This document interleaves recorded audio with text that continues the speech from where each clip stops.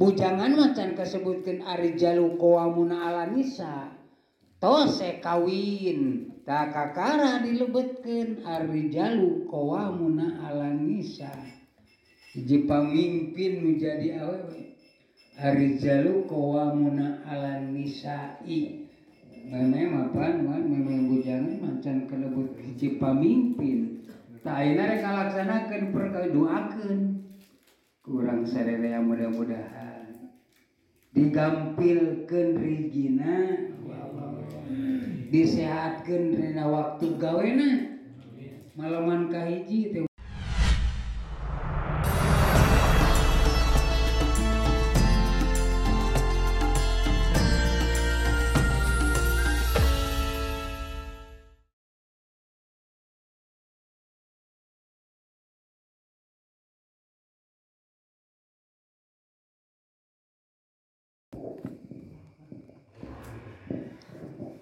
Assalamualaikum warahmatullahi wabarakatuh.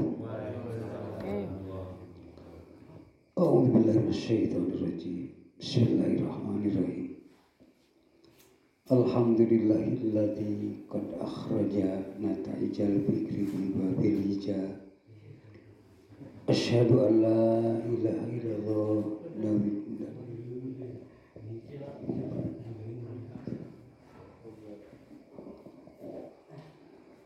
wa asyhadu anna sayyidana Muhammadan abduhu wa rasuluhu shadiqul wa'dil amin. Allahumma barik lana fi asma'ina wa absurina wa azwajina wa dzurriyyatina wa tub alaina innaka anta. Allahumma arinal haqqa warzuqna tibaa wa arinal batila warzuqna ijtinabah.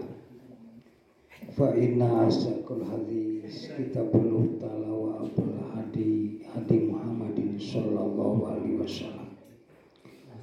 Wa sarul umur muhdatsatuha wa kullu muhdatsatin bid'ah wa kullu bid'atin dhalalah. Kun aliman au muta'aliman au sami'an au muhiban wala takun khamisan patahalluka wa an ba'dil hukama'i anasairal iman ay alamahu arba'atun minal amali tina pirang-pirang amal at-taqwa hiji takwa wal haya'u wa syukri wa sabri. Amma badu ayuhal hadirun ittaqillah. Puji sareng syukur disangkakeun ka Allah Subhanahu wa taala. Shalawat salam muga tetep dijunjungan Kangjeng Nabi Muhammad sallallahu alaihi wasallam. Ka keluargana, ka para sahabat, tabi'in, tabi'at. Malah mandar umatna anu turut kamantena oge urang sadaya mudah-mudahan keng pertulungan jaga di hadapan Allah. Amin ya rabbal alamin. Amin. Sambil ngadoa anu bakal papanganten ayeuna baguanen teh anu bakal neuleuman leuwih anu kacida jerona anu bakal nyacar kana leuweung anu kacida gunggungna leuweung leuwih nu papanganten mah kitu sok loba nu ngagonyak anu ngagonyak nu rek bakal papanganten teh eureun papang duaan gitu. Papang duaan isukan persiapan ayeuna bersihlah badan bersih ulah rusuh teuing erek nyacar leuweung teh ulah rusuh teuing rek teuleum ulah rusuh teuing deui sabab rek asupna ka kamar teh diajar ku Kangjeng Rasul mah geuning sok assalamualaikum heula. Assalamualaikum ya babar rahmah gitu. Nalika rek asup teh kitu ka kamar teh. Malah rek nalika rek teuleum kana leuwih anu ka jero teh salat heula deui. 2 rakaat salat heula. Da ieu persiapan bekal nu bakal ngaheuyeuk rumah tangga. Kadangkala bakal kealaman hanya ka teu tiba heula jadi gitu ban ngalaksanakeun kawin teh gitu. Sabab disebut kawin mah al parhu ila parhatun nikah cenah. Hante aya kabungah ila parhatun nikah angin kabungahna teh dina kawin gitu. Naon sababna? Sagala diasongkeun pan dina maleman dina poenan kahiji diasongkeun kudu jadi mitoha gitu antara panganten awewe jeung segala diasongkeun malah hayang tuang ge wana dihuapan eta teh dihuapan kena teh gitu. Nah kahiji kadua tangga sabada saminggu ka itu waduh Gusti ampun wayahna. Nah, sababna ada itu disebut perkawinan mah enteng jeung bangga gitu. Disebut perkawinan mah enteng jeung bangga. Ngeunah saeutik dina sarena. Anapun disebut majikan teh kudu diurus, kudu dikumaha, kudu diponokan, diimahan, dipakaian gitu kan, diilmuan. Diponokan mah kahijina wanda. Marka hiji diponokan, diimahan, diilmuan, dipakaian, dididik. Hiji pamanginten naon margina? Sabab anu bakal jadi pamimpin rumah tangga. Arijalu qawamuna 'ala nisa ayeuna mah keur bujangan mah can kalebut arijalu qawamuna 'ala nisa bahwa lalaki teh hiji pamimpin ka awewe. Nah, bujangan mah can kasebutkeun arijalu qawamuna 'ala nisa tose kawin tah kakara dilebetkeun arijalu qawamuna 'ala nisa hiji pamimpin nu jadi awewe.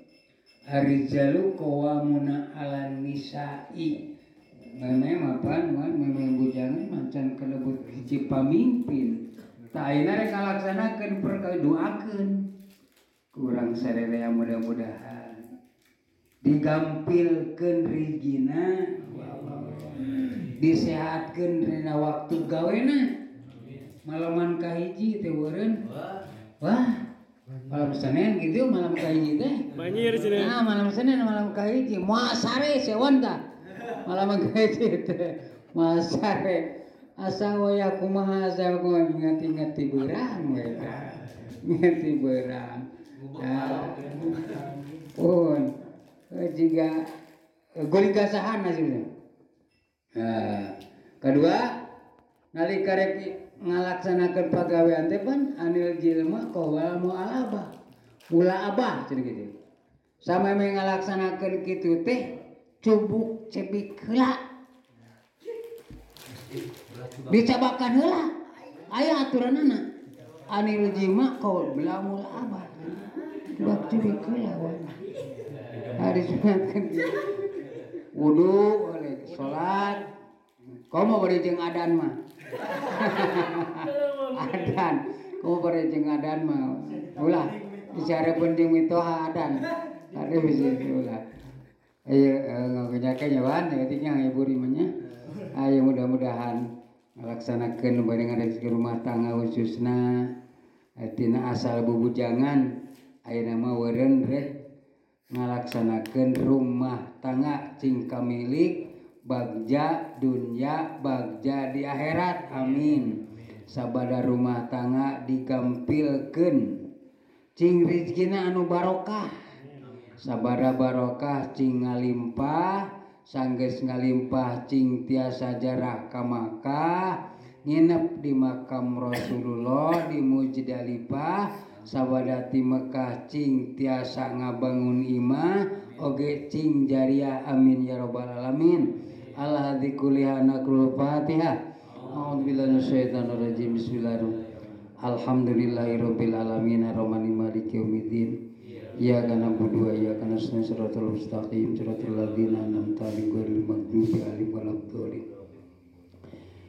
Di antawis salah saeus fatwa para ulama ngeceskeun netelakeun niciskeun ke urang sadaya upami ditaliti ditalaah dilenyepan ku pikiran nu dibarengan ku kaimanan jeung kasehatan bahwa anu disebut iman cirina iman teh eta aya 4 perkara.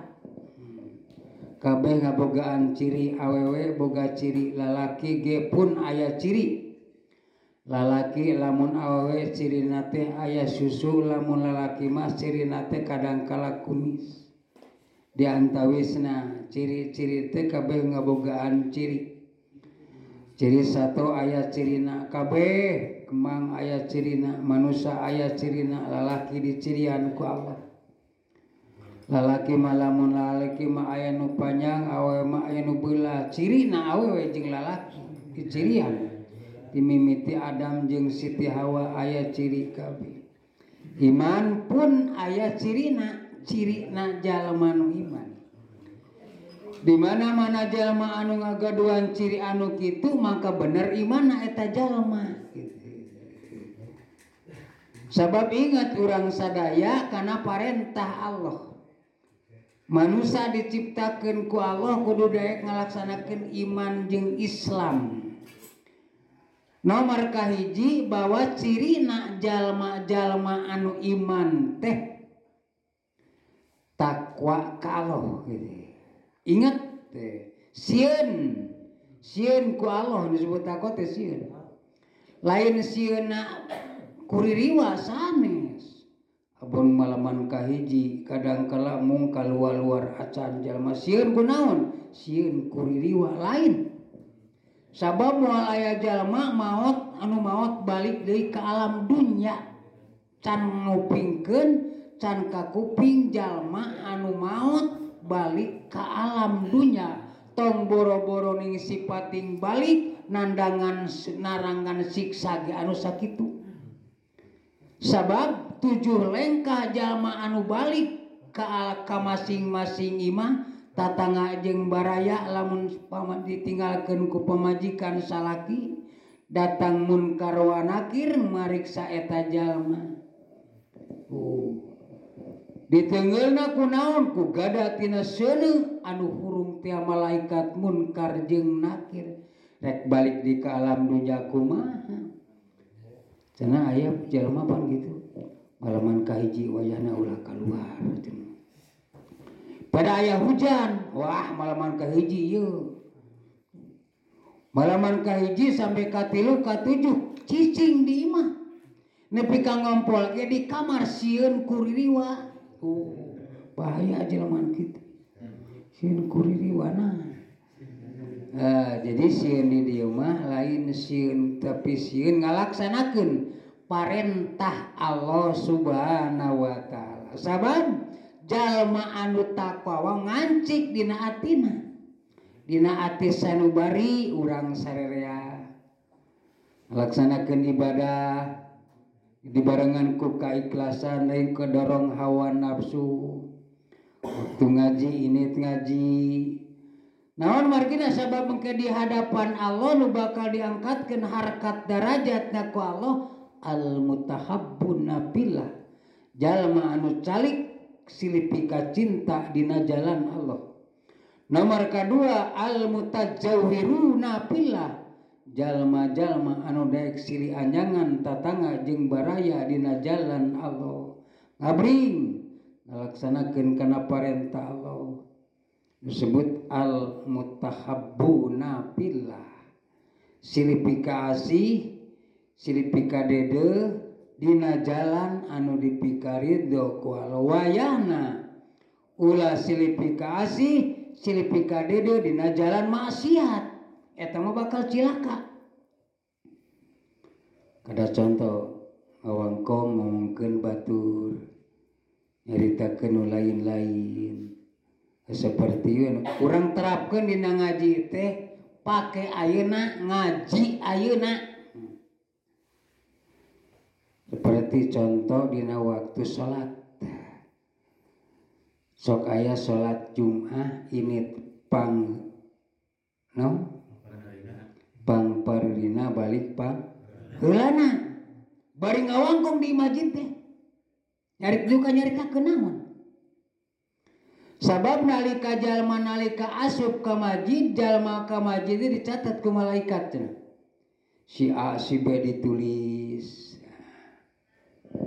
kabeh ditulis tah naon nalika imam ngadeg kana minbar malaikat calik ngupingkeun khutbahna imam tuh urang jalma nu pangpaneurina mah ditulis ku malaikat teh ditulis panari ini pangheulana pangpaneurina balik masuk hayang pangheulana jam 10 maapan kurban ge kurban onta timimiti kurban onta kurban sapi kurban doma kurban ge aya kurban nog anu nog mah imitna pangpaneurina balikna pangheulana kurban teh kubar nog cenah eta teh sedengkeun hayang ka pemilik urang pan kurban teh kurban onta kabeh oge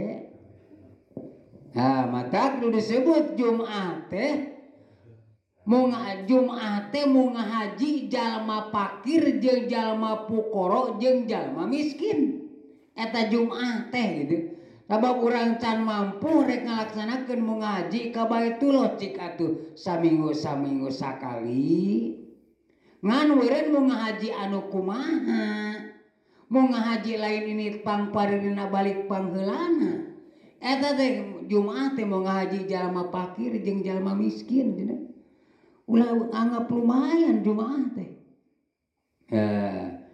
ini teh balik pangpaneuri ini pangheula pangparirna balik pangheulana bari ngawangkong ngagereneng nyaritakeun naon padahal mah jalma anu ngawangkong di masjid sedengkeun imam keur khutbah pakod lago cenah laga eta jalma anu kitu teh lago tapi cicing we gupingkeun doh jadi urang teh ngaji ayeuna urang pake ayeuna gitu.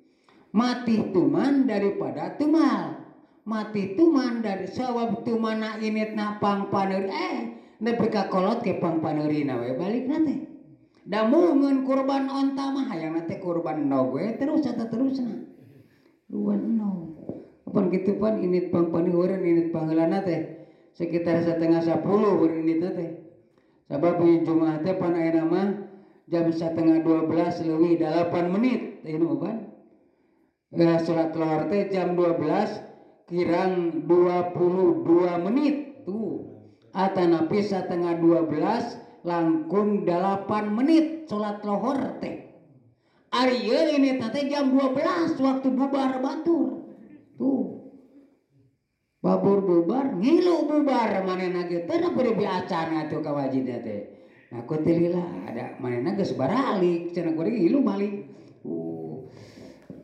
jadi ngaji ayeuna urang terapkeun ayeuna nepi ka balikna initna pangparirna komo lamun jam 12 mah berarti kurban teh kurban nog saha jalma anu kitu ditujukeun si ACB na jalma anu eta we anu kitu tah pangheulana initna teh urun kurban teh kurban onta kurban sapi kurban doma aya oge kurban teh kurban nog cenah urang kurban nog mah gogorolongan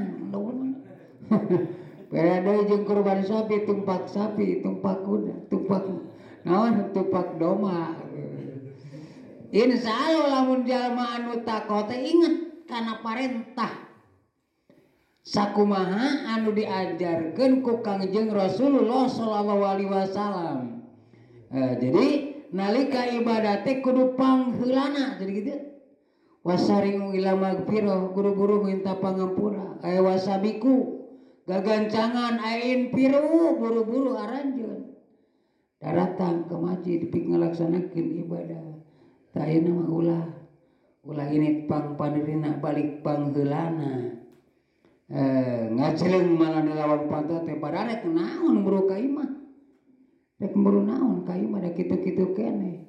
Komo bari jeung teu mampu malah maca kulhu 7 palak binas 7 tuntungan we kawal para ulama ilahi lastulir eta mah ti Kangjeng Rasul kulhu 7 palak binas kul a'udzu palak 7 kul a'udzu binas Fatihah 7 kulhu 7 palak binas 7 tuntungan we kawal ulama ilahi lastulil firdausi ahla wala aqwa ala naril jahimi fahabli taubatau waghfir dzunubi fa innaka ghafirud dan bil adimi mangka eta jalma dihampura dosana ti mimiti jumaah anu dilaksanakeun nepi ka jumaah anu bakal datang da teh kabitaeun atuh jika lumayan ganjaran teh jika lumayan. Padahal saur Kangjeng Rasul di mana jalma anu mampu anu kitu mangka bakal dihampura dosa ti mimiti jumaah anu dilaksanakeun nepi ka jumaah anu bakal datang tawaran ti Kangjeng Rasul dagang eta teh.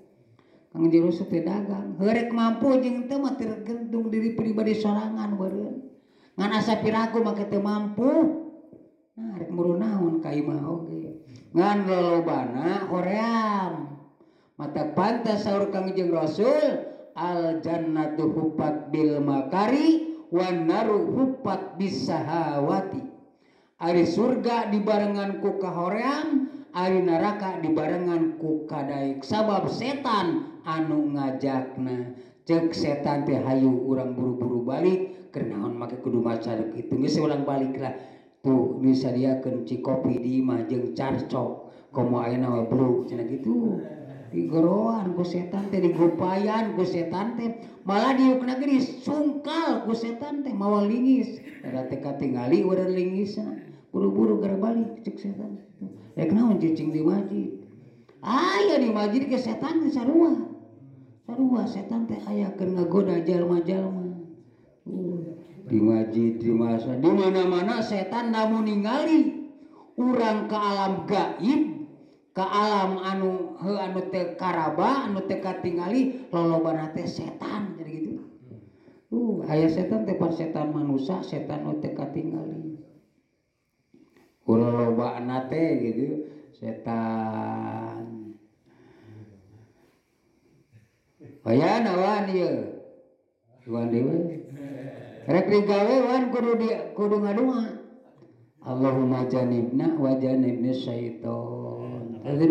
Bisi kaasupan setan. Bisi rek digawe kaasupan setan. Diajak ku setan.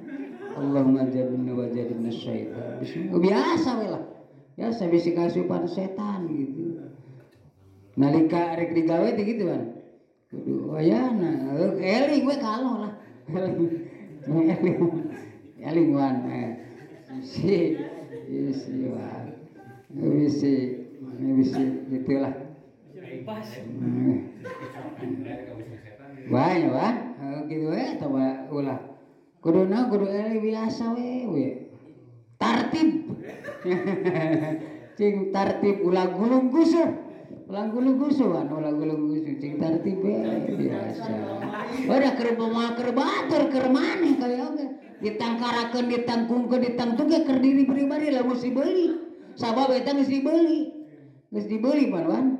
Eta geus dibeli rek ditangkupkeun kaipasitum cenah. Sakarep anjeun ngan wayahna ulah di luar, kudu di kamar we wayahna. Eta ku batur ilang ulah di luar mah. Kaipasitum.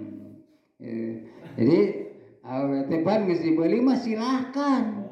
Apa ban? Nalika geus apal wan di sana geus apalnya.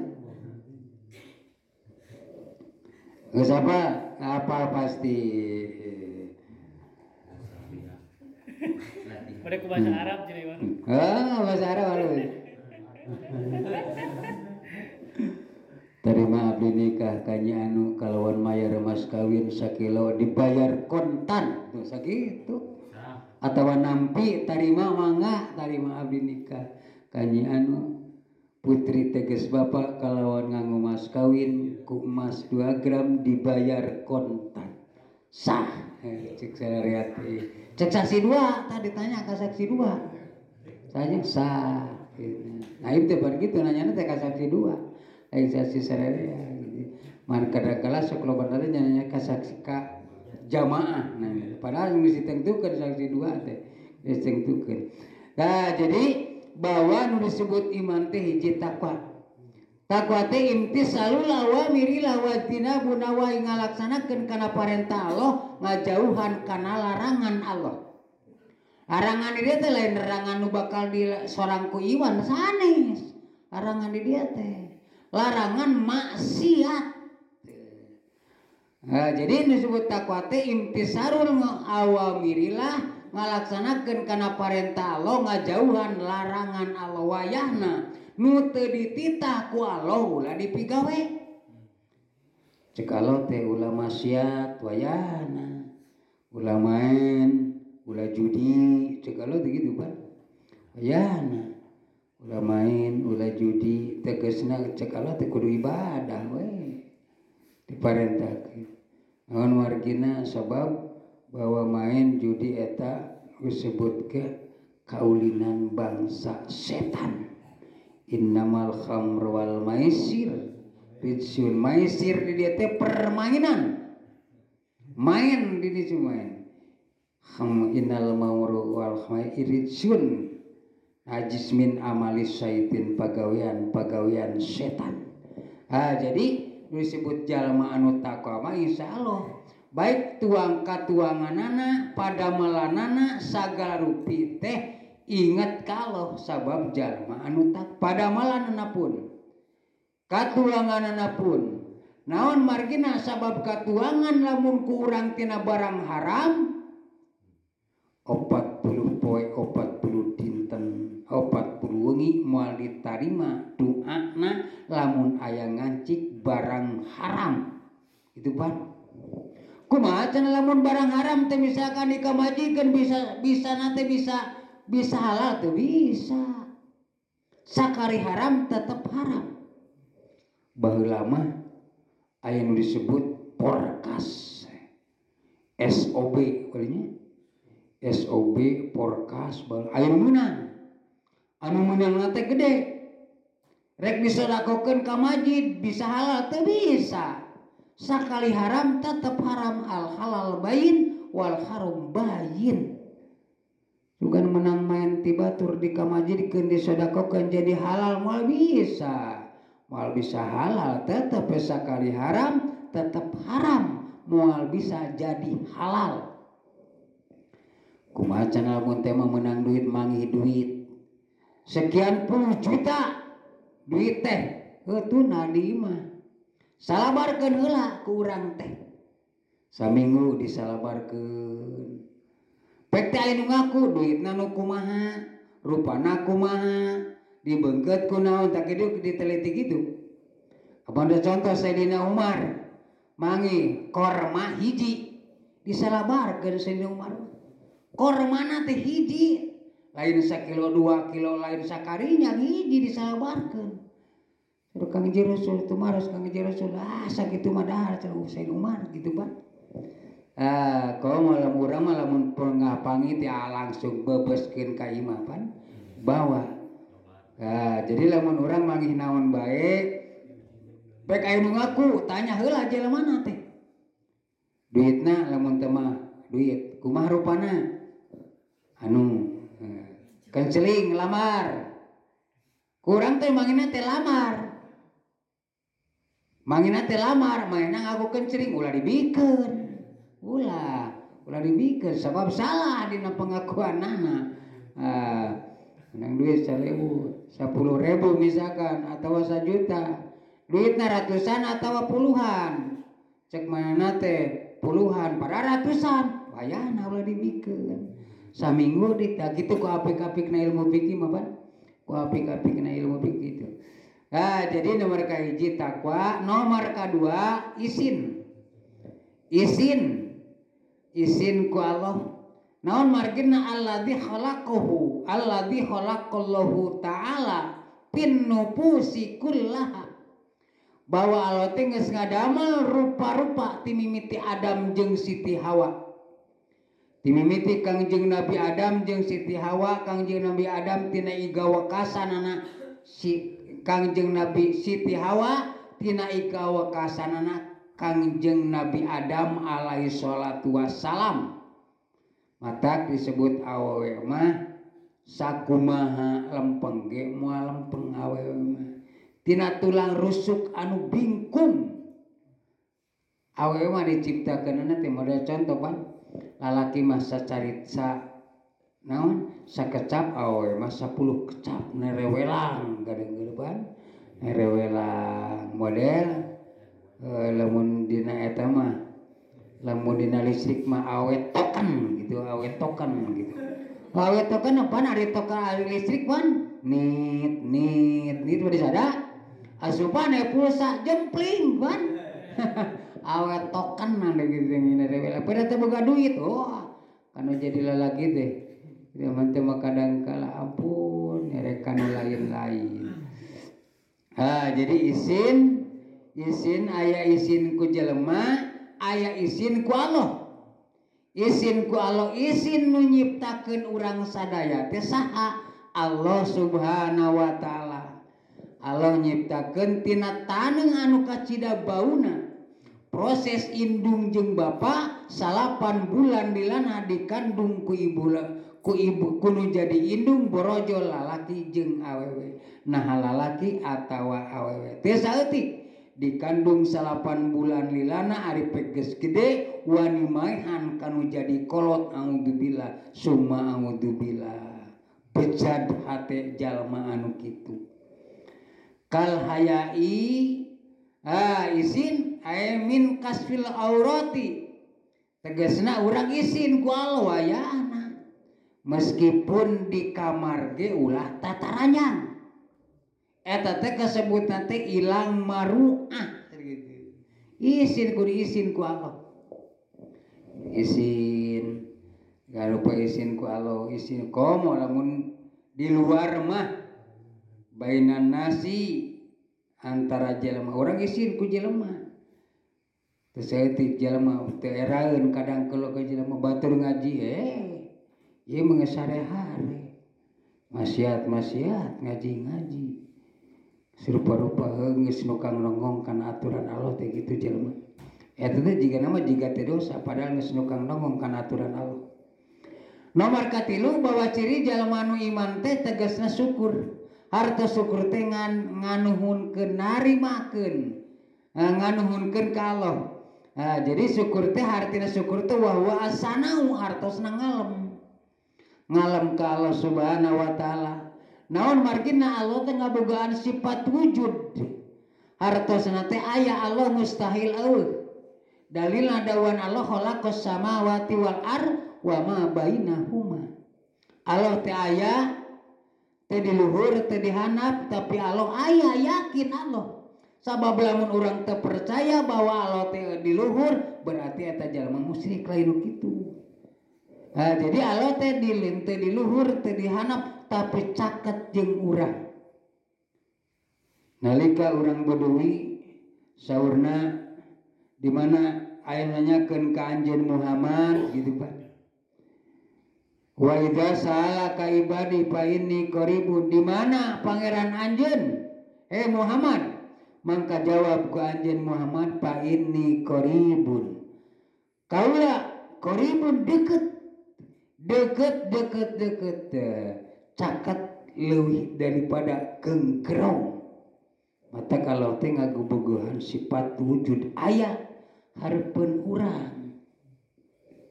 Nalika urang leumpang ulah boga rasa sorangan leumpang tapi yakin diaping ku dua malaikat raqib jeung atid disaksian ku Allah mayal padu qauli ladaihi raqibun wa atidun. Henteu aya caritaan lempang urang sadaya berang jeung peuting angin di aping raqibun wa atidun dina surat at-Toha.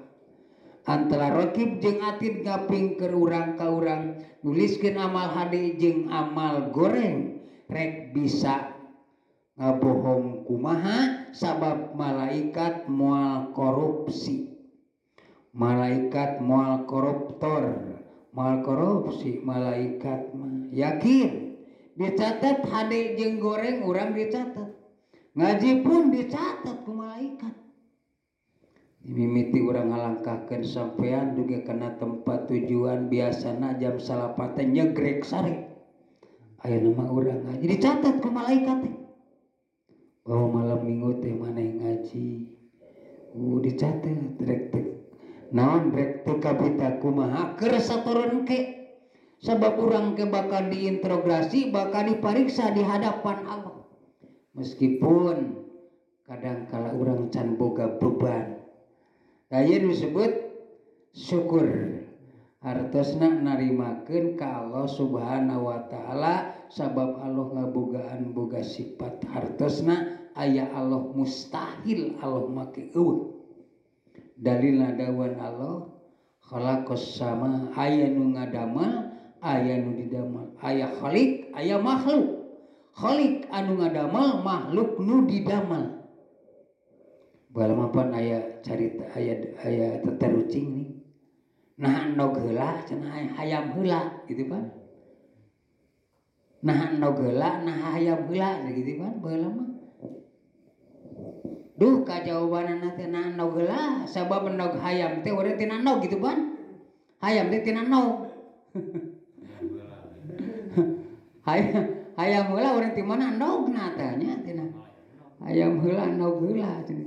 Ngan Allah mah leuwih ti heula Allah mah. Mata kalau wujud kidam ti heula Allah. Wujud Allah hartosna aya, mustahil wujud kidam ti heula Gusti Allah. Naon dawuhna sabab Allah geus nyiptakeun urang sarerea. Di mana urang rasa rumasa diciptakeun ku Allah, maka urang kudu daek ibadah ka Allah. Hartos syukur, hartosna narimakeun kana parentah Allah, jiwa raga urang sadaya ditanimakeun ka Allah Subhanahu wa taala. Nomor kaopat, bahwa cirina jalma nu iman teh hartosna sabar. Modal utama keur urang sadaya sabar, tawakal jeung ikhtiar. Sabar cek Allah innallaha ma'as sabirin. Allah nyarengan sarta jalma-jalma anu sabar. Tawakal pasrah diri ka Allah. Sabar kana sagala rintangan jeung godaan. Sabar kana sagala rupi anu parantos dipasihkeun ku Allah. Nah, jadi modal sabar, tawakal jeung ikhtiar. Cek Allah bahwa Gusti Allah teh nyarengan sarta ma'asobirin jalma-jalma anu sabar. Urang ngaji kudu sabar, heukeun bae penting saeutik mesti sabar we. Sabab ieu ngaji teh yakin diganjar ku Allah. Manin taqala liya ta'ala mal ilma ghafira lahu qabla ayatu sama mengalengkakeun sampean geus dihampura dosana cenah jalma teh. Samemeh komo lamun initna. Samemeh ngalengkahkeun sampean geus dihampura dosa tuh. Malah sagala makhluk nu kaliwat ku urang mang mentakeun hampura ka jalma anu ngaji.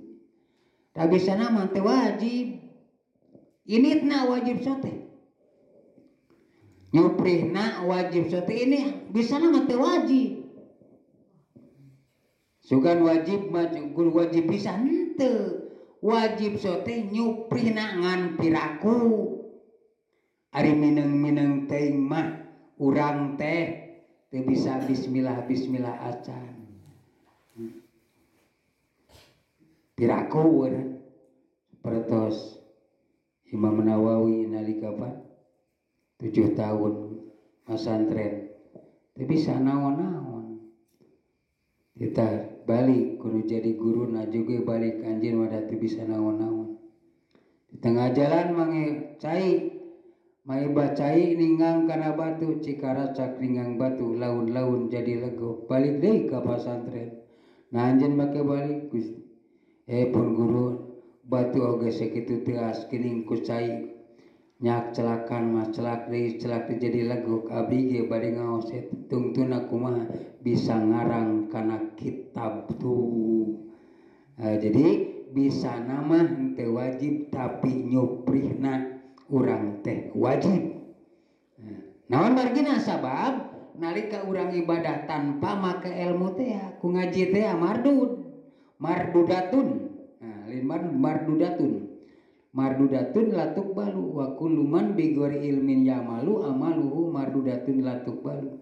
Saban jalma amalna teu make ilmu amalna teh ditolak teu ditarima. Auzubillah. Naon mari seperti contoh urang rek salat maca takbiratul ihram kuduna maca takbiratul ihram geur macana teh maca surat berarti teh jeung ilmu.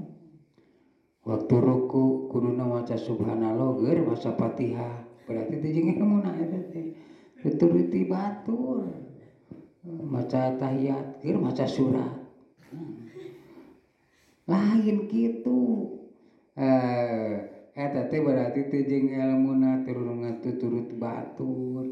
Jadi sesuai. Jadi wa kullu man bi ghairi ilma yamalu amalu mardudatun la tuqbalu. Saban jalma amalna teu make ilmu, amalna teh ditolak teu ditarima. Tuh, alhamdulillah. Jadi amal teh eureun teu ditarima sabab amalna tani make ilmu, ngaji make ilmu, salat make ilmu, sagala rupa make ilmu. Tanpa make ilmu dagang make ilmu.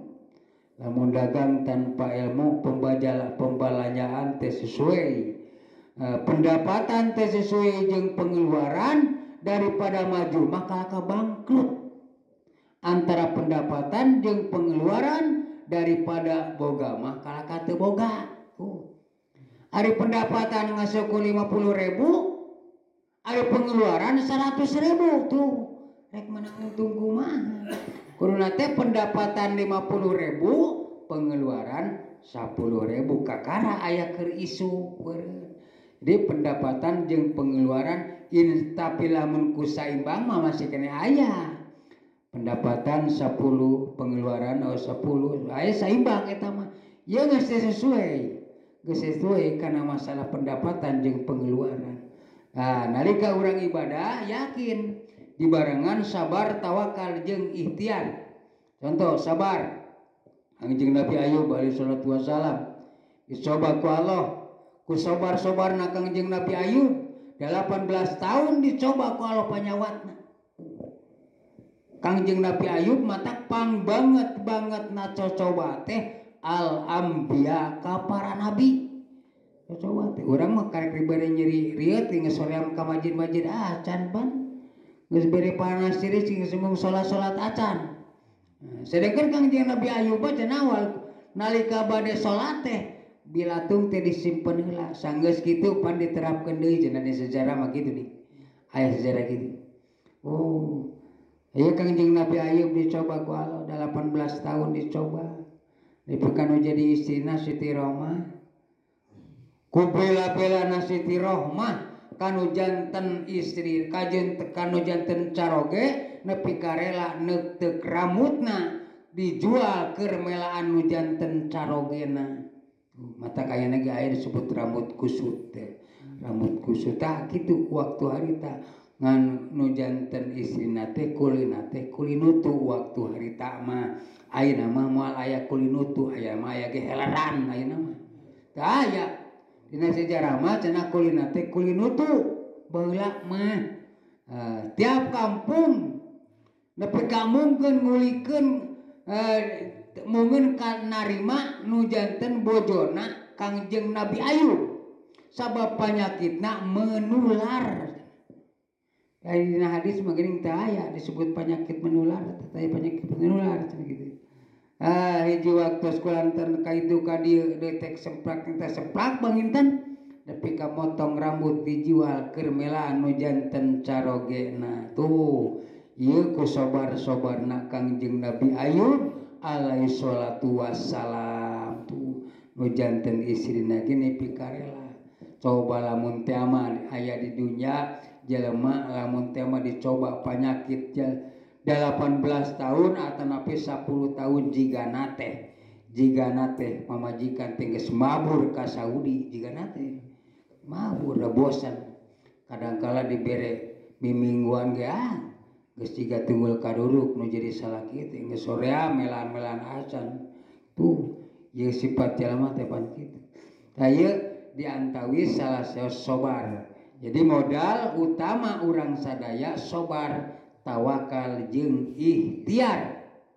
Insya Allah di mana jalma anu sobar tawakal jeung ikhtiar mangka eta ku Allah bakal dijaminan bakal keng jaminan nu disebut jalma anu iman teh ji jalma anu daek takwa kadua izin ku Allah izin ku jalma katilu syukur kaopat sobar kana sagala rupa baik rintangan jeung godaan insyaallah sabab cek Allah innallaha ma'as sabirin Allah nyarengan sarta jalma-jalma anu sobar ya Rabbi bil Mustafa balik maqasidana wafir lana